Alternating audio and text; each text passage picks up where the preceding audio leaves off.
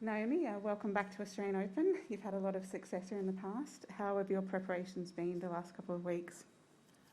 Yeah, they've been really good. I feel really excited to be here, and just to, I guess, play in Rod Laver again is something that makes me really happy. Thank you. We will go to questions in the room. Please raise your hand if you have a question. In English, please. Over here. Yeah, hi, Randy. Welcome back. You had that little niggling injury that forced you out the other week. Do you feel like you're fully fit, firing now, and like ready to take this one on? Yeah, I think I heal quite fast, so I'm as good as I can be in this current moment. But I also think like athletes, we have niggles all the time. Like it's kind of impossible to play a slam without feeling something. So yeah, I'm just aware of that, and I'm aware that like you can't be perfect all the time. So. Timani? Yep. Just curious what you took from that first week back and coming into this tournament. Yeah, I think what I took from the first week was that like I was a bit like nervous about how I would play like after being on the break, but I think I learned with every match that I played, and for me that was the most important part, and hopefully I'm able to apply the things I learned from the first tournament into the Australian Open. Okay, over here. Thank you. Just wondering, the other defending champion on the men's side obviously is having quite a situation at the moment. What are your sort of thoughts on what's going on with Djokovic, and just the shadow I guess it's sort of casting over the whole tournament? How do you sort of view the whole situation? Yeah, honestly for me, in a way I don't really think my thoughts are important. Like, even if I say what I think, like I've seen people say one side, I've seen people say the other side, and I also know like one person's opinion isn't going to change anything. It's just going to cause more controversy. So I think it's an unfortunate situation. Like, he's such a great player, and it's kind of sad that some people might remember him in this way. But I also think it's up to, not tennis players, it's up to the government, like how Australia's deciding to handle it. So yeah, I know what it's like to kind of be in his situation, in like a place that you're getting asked about that person, and to just like see like comments from other players is not like the greatest thing. So I'm just trying to keep it positive. Okay, up the back there. Yep. A bit of an extension on the theme, but you've won 4 Grand Slam titles, so you know what it takes. It takes a lot of inner strength and a lot of determination and single focus. Do you think that could be having an effect on Novak and how he's approaching things that are happening off the court in terms of the legal process and the vaccination? Honestly, I don't know him that well. I feel like this is a question you have to ask someone that's close to him, because I only know him as the tennis player. I don't know him as a person. So. Okay. Any more questions, Timani? A different question. The other week you talked about kind of your team and how you like got working with them again, after your break. I'm curious, like how do you see yourself like in relation to your team? Like, obviously tennis players kind of, you hire the people around you, and that's very like not normal compared to other sports. So how have you found that over your career? Yeah, I found that like having the right team is really important, because you're with them almost every day of the year, and it's kind of like your energies meshed together. So if one person's kind of off balance, then it kind of messes up your whole flow. And I feel like it's really important that we kind of all communicate regularly, because we want to make sure we're on the same path and we kind of see the same goals. So yeah, I feel like it's definitely putting a puzzle together, and you have to find the right pieces.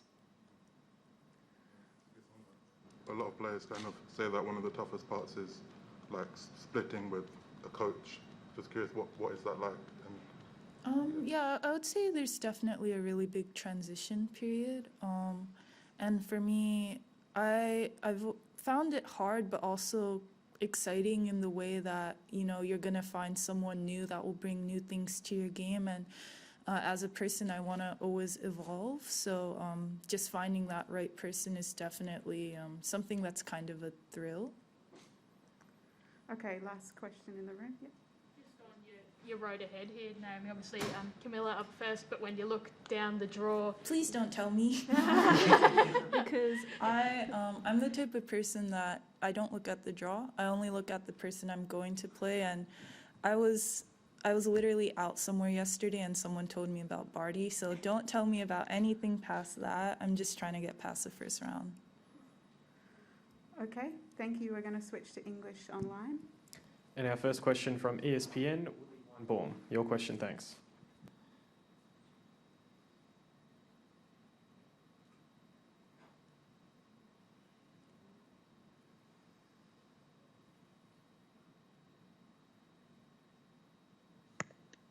Hi, Naomi. How would you describe what playing at the Australian Open on these courts means to you? I would say that playing in the Australian Open means a lot to me. Like, of course, it's not the first slam that I won, but I feel like starting the year off here really kind of builds momentum throughout the year. And I also think like there's like a different feeling I get when I come to Australia. Like everyone's really warm and welcoming, and I just remember all the tough battles that I've had here. So it's definitely a very positive feeling. Thank you. Next question from the National, Reem. Hi, Naomi. Naomi, it was announced today that both tours and the four slams have agreed to have some sort of Netflix documentary behind the scenes, kind of like the F1 one. And since you've had your own docu-series, can you tell me, what do you think of that idea? And what was it like for you to have cameras following you around the whole time? Would you agree to be part of the one that they're going to do for the tours? Yeah, I think it's definitely really exciting for the tour because there has to be a way to sort of build the audience and build more engagement, and I think that this is definitely going to help a lot. And for me, when I did my own documentary, it was definitely a bit strange to have cameras following you. And for me, I actually really liked having my own little mini camera that they assigned to me. I thought it was a really good way to like journal what I was feeling. But yeah, it's going to be interesting to watch how they edit it and what kind of format they decide to use. Thank you. Our next question from the WTA, Courtney Newen. Hi, Naomi. Good to see you. Good to see you. Just curious, 2.5 weeks into being down in Melbourne, how settled do you feel as the next slam is about to come over? Have you been able to kind of work out any of the nerves or stress, you know, that can come with ending a break and jumping straight into a slam? I guess I'll have to answer your question after my match. But yeah, I think the approach I'm taking on this slam is a bit different from all the other ones. I brought I brought a journal with me, so I've been like writing how I feel every day, and I've like went out to the store and bought like candles and incense. So I feel like, I don't know, I built a routine in my room because I knew I was gonna be there for a little bit. But yeah, other than that, just like trying to have fun with my team and knowing that, you know, there's a lot of players that would love to be in the position that I am in right now, because being in the main draw of a slam is definitely a goal. Yeah, just taking every day one day at a time. And final online English question from Tennis Australia, Dan Imhoff. Hi, Naomi. Welcome back. Thanks. You had some nice things to say about Ash's work ethic and the fact that she never complains on court. There's clearly a high level of mutual respect between you both. I'm just wondering, how positive is that on tour to chat with, to play against, to practice with such a leading player, still so genuine and down to earth despite her success?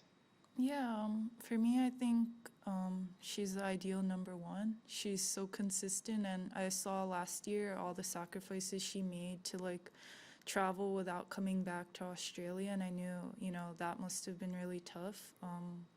But yeah, honestly, last year I only practiced with her one time, and it was at the French Open, so it wasn't that great for me. But yeah, I think she's really amazing, and she's always so positive. Her and her coach, they're always really nice to everyone that I can see. So yeah, I really like her a lot. To switch to Japanese in the room. Aki? こんにちは。ドローは見ないって、見たくない言わないでとおっしゃってましたけど、ファーストラウンドの相手については、どの程度知っていますか？ Yeah, so I actually don't know anything about my first round opponent. I find that to be a little bit rare, but knowing Wim, he's gonna come at me with like a booklet of information, some of which I won't process. But yeah, I think it's really exciting to be in times like this. Like you play new players, and you kind of see new faces. So I feel like it's kind of, like refreshing, and hopefully I won't be in for a shock. But if I am, then I wish I'll be prepared in that moment. リタイアした、怪我っていうのは体の状態はいかがですか？ Yeah, I mean, I hope that I'm as prepared as I can be. I've had that injury like 4 to 5 times before, so I know how it feels, and I know like the severity of where it is at right now. And I'm thinking that I'll be good for the tournament, but if anything happens, I'm sure Nana will fix me right back up. So yeah. Okay. One more, Aki? Yeah, okay. 違う話、ディファレントサブジェクトなんですけど、キング・リチャード映画はご覧になりましたか？見てなか Yeah, ったら見る。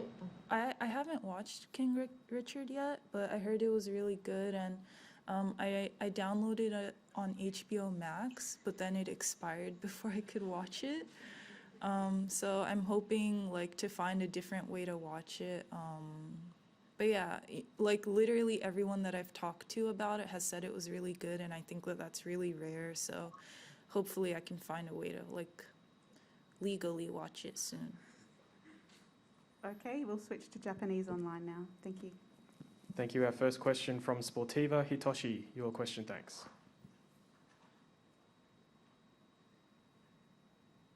こんにちは、大阪さん。こんにちは。今回ディフェンディングチャンピオンですけど、そのディフェンディングチャンピオンっていうその意識はない方が大阪さんにとっていいプレーができますか？それともなんかこう意識しますか？ Yeah, I think I've been defending champion like 3 times before that, and I've clearly never been able to defend it.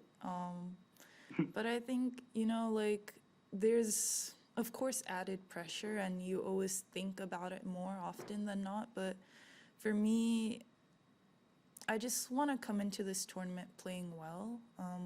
I think that bottom line, if I play well, I'll be able to get far.